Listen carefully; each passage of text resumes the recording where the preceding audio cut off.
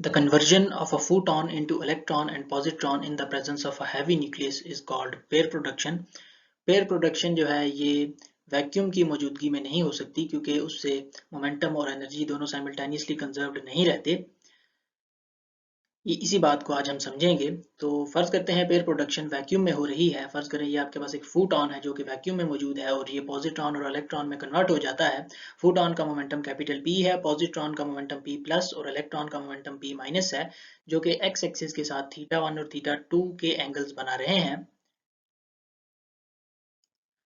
अब अगर मैं एनर्जी कंजर्वेशन अप्लाई करूं तो फ्रॉम रिलेटिविटी मुझे पता है कि एनर्जी का फार्मूला ये होता है, फोटॉन का रेस्ट मास m नॉट जो कि 0 होगा, लिहाजा फोटॉन की एनर्जी बराबर हो जाएगी Pc।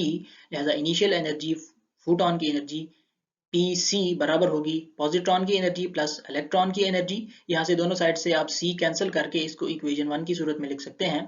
Momentum conservation along x axis अगर आप अप्लाई करें तो आप ये देखिए कि इनिशियली सारे का सारा मोमेंटम तो है ही अलोंग एक्स एक्सिस, जो कि फोटॉन का मोमेंटम है कैपिटल P बराबर होगा final momentum of the system. Finally positron का मोमेंटम अलोंग एक्स एक्सिस क्या होगा, P प्लस कोसाइन θ1 और इलेक्ट्रॉन का मोमेंटम अलोंग एक्स एक्सिस होगा P माइनस कोसाइन θ2।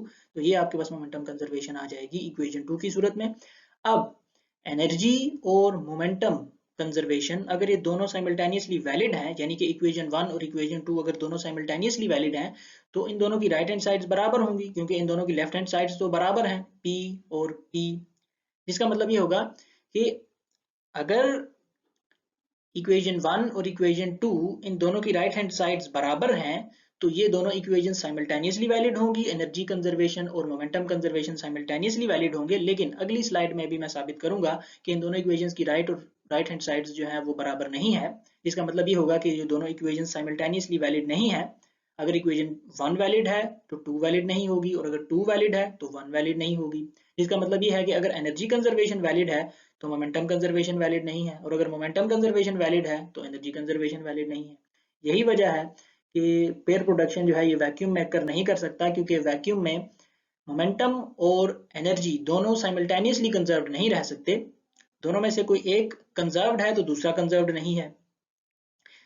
तो अब हम देखते हैं कि आखिर इन दोनों को कंजर्व बनाया कैसे जा सकता है, यानी कि इक्वेशन 1 और इक्वेशन 2 इन दोनों की राइट हैंड साइड्स को बराबर लाया कैसे जा सकता है। पहले हम ये देखते हैं कि इन इन दोनों इक्वेशंस की जो राइट हैंड साइड्स हैं वो आपस में बराबर कैसे नहीं है। तो आप ये देखिए इक्वेशन 1 और 2 को कंपेयर करके मैंने ये एक इक्वेशन लिख ली, उन दोनों की राइट हैंड साइड्स मैंने लिखी हैं। इस इक्वेशन की लेफ्ट हैंड साइड इक्वेशन 1 की राइट हैंड साइड है और इस इक्वेशन की राइट हैंड साइड जो है ये एक्चुअली इक्वेशन 2 की राइट हैंड साइड है। हमने बस ये साबित करना है कि ये इस इक्वेशन की दोनों साइड्स आपस में बराबर नहीं है। तो आप ये देखिए इस इक्वेशन की लेफ्ट हैंड साइड पर ये जो फर्स्ट टर्म है इसमें p प्लस स्क्वायर में कुछ ऐड हो रहा है, जिसका मतलब ये है कि जब आप अंडर रूट लेंगे तो ये पहली टर्म p प्लस से बड़ी आएगी। इसी तरह से जो जो दूसरी टर्म है ये p माइनस से बड़ी आएगी। लिहाजा जो लेफ्ट हैंड साइड है इस इक्वेशन की ये p plus plus p minus से बड़ी आएगी। राइट हैंड साइड की अगर आप मैक्सिमम वैल्यू की बात करें तो इसके लिए आपको कोसाइन θ1 और कोसाइन θ2 इन दोनों को 1 पुट करना होगा। लिहाजा राइट हैंड साइड की मैक्सिमम वैल्यू ये आ जाएगी। इसको अगर आप इस फर्स्ट इनइक्वालिटी में यूज करें तो आप इसको यूं लिख सकते हैं, left hand side is greater than RHS max, जिसका मतलब ये है कि लेफ्ट हैंड साइड और राइट हैंड साइड आपस में बराबर नहीं है। यही तो हमने साबित करना था कि इक्वेशन 1 और इक्वेशन 2 की जो राइट हैंड साइड्स हैं वो आपस में बराबर नहीं है, जिसका मतलब ये है कि इक्वेशन 1 और 2 दोनों साइमल्टेनियसली वैलिड नहीं है। यानी एनर्जी और मोमेंटम वैक्यूम के केस में जब पेयर प्रोडक्शन वैक्यूम में हो रही होगी तो एनर्जी और मोमेंटम दोनों साइमल्टेनियसली कंजर्व नहीं होंगे। अच्छा, अब यहाँ पर आप ये देखिए, लेकिन एनर्जी और मोमेंटम दोनों को साइमल्टेनियसली कंजर्व होना तो चाहिए। तो अगर आप उन दोनों को साइमल्टेनियसली कंजर्व करना चाहते हैं, दूसरे लफ्जों में आप इक्वेशन 1 और 2 की राइट हैंड साइड्स को बराबर करना चाहते हैं, या तीसरे लफ्जों में इस इक्वेशन 3 की लेफ्ट और राइट हैंड साइड्स को आप बराबर करना चाहते हैं, तो उसके लिए क्या करना होगा, उसके लिए आपको राइट हैंड साइड में कोई एक्स्ट्रा टर्म ऐड करनी होगी क्योंकि राइट हैंड साइड की वैल्यू छोटी है, लेफ्ट हैंड साइड की वैल्यू बड़ी है।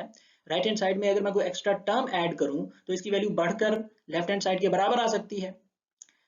अब राइट हैंड साइड में कोई एक्स्ट्रा टर्म ऐड करने का मतलब ये है, यहाँ इस इक्वेशन में, इस इक्वेशन 3 में राइट हैंड साइड पे एक्स्ट्रा टर्म ऐड करने का मतलब ये है कि कोई तीसरा पार्टिकल है जो कि फोटॉन का मोमेंटम शेयर कर रहा है। क्योंकि ये जो राइट हैंड साइड है ये तो मोमेंटम कंजर्वेशन से आई है, इसमें फर्स्ट टर्म पॉजिट्रॉन का मोमेंटम है और सेकेंड टर्म इलेक्ट्रॉन का मोमेंटम है। तो अगर कोई तीसरा पार्टिकल भी हो जिसको फोटॉन के मोमेंटम का कुछ हिस्सा मिल रहा हो तो यहाँ पर उसका भी मोमेंटम आ जाएगा p3 की सूरत में।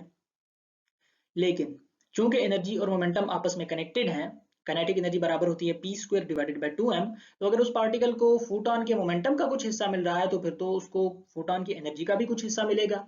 यानी कि ये जो लेफ्ट हैंड साइड है इस इक्वेशन की, जो कि एनर्जी कंजर्वेशन से आई है, यहाँ पर पॉजिट्रॉन और इलेक्ट्रॉन की जो एनर्जीज हैं इनके अलावा उस तीसरे पार्टिकल की भी एनर्जी आएगी p²/2m।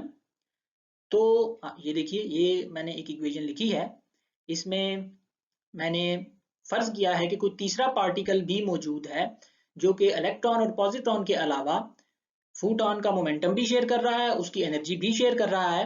तो इस केस में अगर कोई तीसरा पार्टिकल मौजूद हो तो आप बिल्कुल पहले केस की तरह आप एनर्जी कंजर्वेशन लिखेंगे, दोनों साइड से c कैंसिल करेंगे, फिर आप मोमेंटम कंजर्वेशन लिखेंगे और दोनों इक्वेशंस को आप कंपेयर करके इस तरह की इक्वेशन आप लिख सकते हैं। आप देख सकते हैं कि इसमें एनर्जी कंजर्वेशन वाली साइड पर भी एक एक्स्ट्रा टर्म आ चुकी है जो कि energy of the third particle को रिप्रेजेंट कर रही है, और इसमें एक राइट हैंड साइड पर भी एक एक्स्ट्रा टर्म आई है जो कि momentum of the third particle को रिप्रेजेंट कर रही है।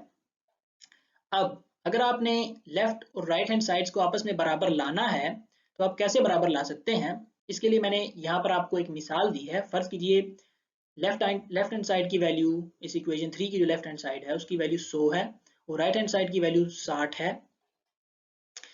100 is greater than 60।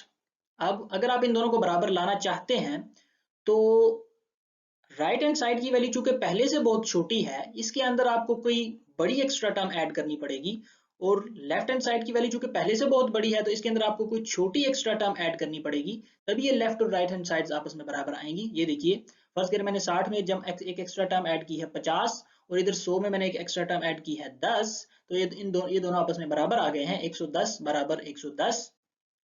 Right hand side पे जो एक्स्ट्रा टर्म है वो 50 है और लेफ्ट हैंड साइड पे जो एक्स्ट्रा टर्म है वो 10 है, और 10 वाली एक्स्ट्रा टर्म छोटी है, 50 वाली एक्स्ट्रा टर्म बड़ी है। यानी कि लेफ्ट हैंड साइड अगर राइट हैंड साइड से बड़ी है और आप इन दोनों को बराबर लाना चाहते हैं तो आपको राइट हैंड साइड में कोई छोटी एक्स्ट्रा टर्म ऐड करनी पड़ेगी, क्योंकि राइट हैंड साइड की वैल्यू पहले से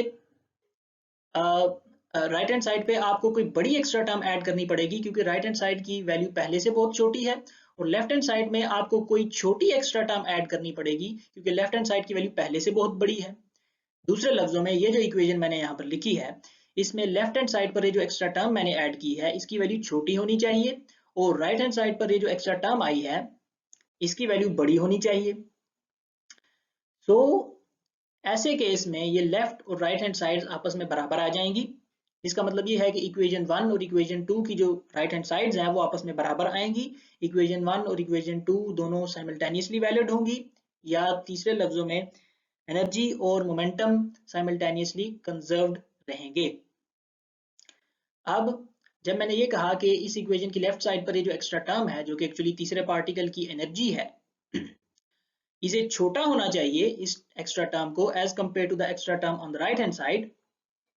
तो इसे छोटा रखने के लिए ये जो नीचे मैस का फैक्टर है, जो तीसरे पार्टिकल का मैस है, इसे ज्यादा होना चाहिए। इसका मतलब ये है कि तीसरा पार्टिकल हैवी पार्टिकल होना चाहिए, कोई हैवी न्यूक्लियस हो सकता है जिसकी मौजूदगी में पेयर प्रोटेक्शन का प्रोसेस अक्कर कर रहा है। So equation 3 can only be satisfied, यानी कि इक्वेशन 3 की लेफ्ट और राइट हैंड साइड तभी बराबर आ सकती हैं if there is a bigger extra term on the right hand side, क्योंकि राइट हैंड साइड की वैल्यू पहले से बहुत छोटी है, and a lesser extra term on the LHS, क्योंकि लेफ्ट हैंड साइड की वैल्यू पहले से बहुत बड़ी है। That is if there is a third heavy object. Heavy object क्यों होना चाहिए? क्योंकि लेफ्ट हैंड साइड पर जो एक्स्ट्रा टर्म ऐड हो रही है ये छोटी होनी चाहिए, यानी कि तीसरे पार्टिकल का मास ज्यादा होना चाहिए, वो हैवी ऑब्जेक्ट होना चाहिए, sharing both momentum and energy of the incoming photon.